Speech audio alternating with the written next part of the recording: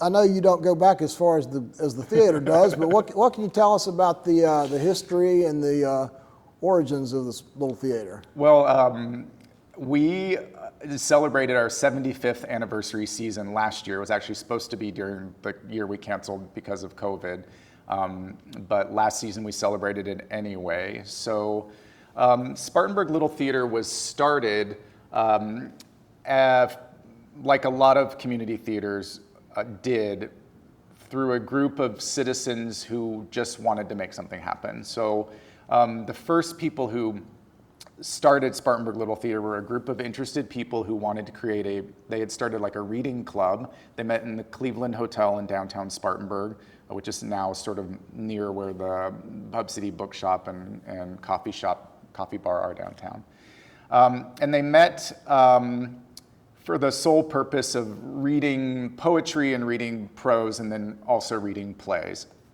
And that kind of quickly dropped off to just reading plays, and they decided to create a dramatic society.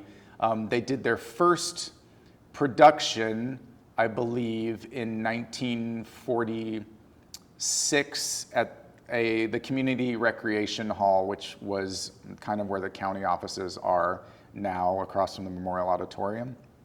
It was a play called Candlelight. And I believe it was 1946 or 1949, I believe it was 1946. And it was a staged reading of a play, and then they became really popular. People started coming to the Community Recreation Hall, and it was another sort of USO kind of theater that was created for the purpose of entertainment for the troops who were in Spartanburg at Camp Wadsworth and also at Camp Croft. And then in the late 40s, out at Camp Croft, which, as we all know, was a World War I, World War II Army training base, sort of on the outskirts of Spartanburg, off of where Southport Road is now.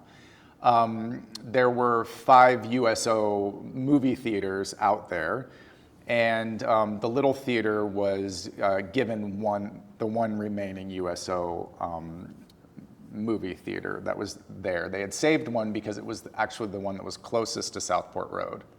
I didn't realize there were 5 of them. There were 5.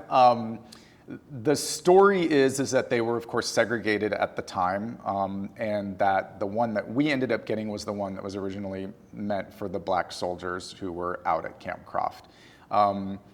Tens of thousands, hundreds of thousands of soldiers came through there, and the first director of the Little Theater was a man named David Reed, who was one of those soldiers who had come in from New York and had passed through Spartanburg, and then when the war was over and he returned to Spartanburg and became the first director of the Little Theater, all the way from the 40s up until, I think, the 80s, when he finally retired. So we were out at Camp Croft at that theater until 2007, when they built Chapman Cultural Center, and then in 2007 we moved here and have been here ever since. So it's really changed the game for us to be in this facility.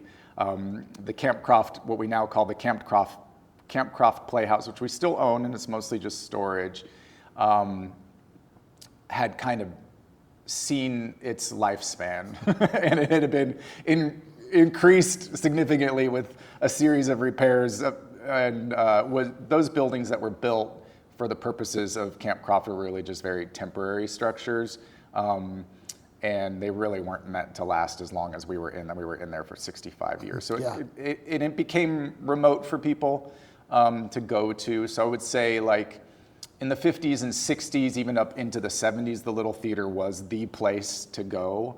Had a huge membership and a huge following. And then I would say in the 80s and the 90s specifically, attendance had dropped off. The facility wasn't great anymore. The shows were still great, but people had other things to do and all of that kind of stuff. So coming to the theater wasn't really a big thing anymore. So it's nice, really, now in the 2000s and up to present, seeing a really huge resurgence and interest for theater in general, and then also for community theater.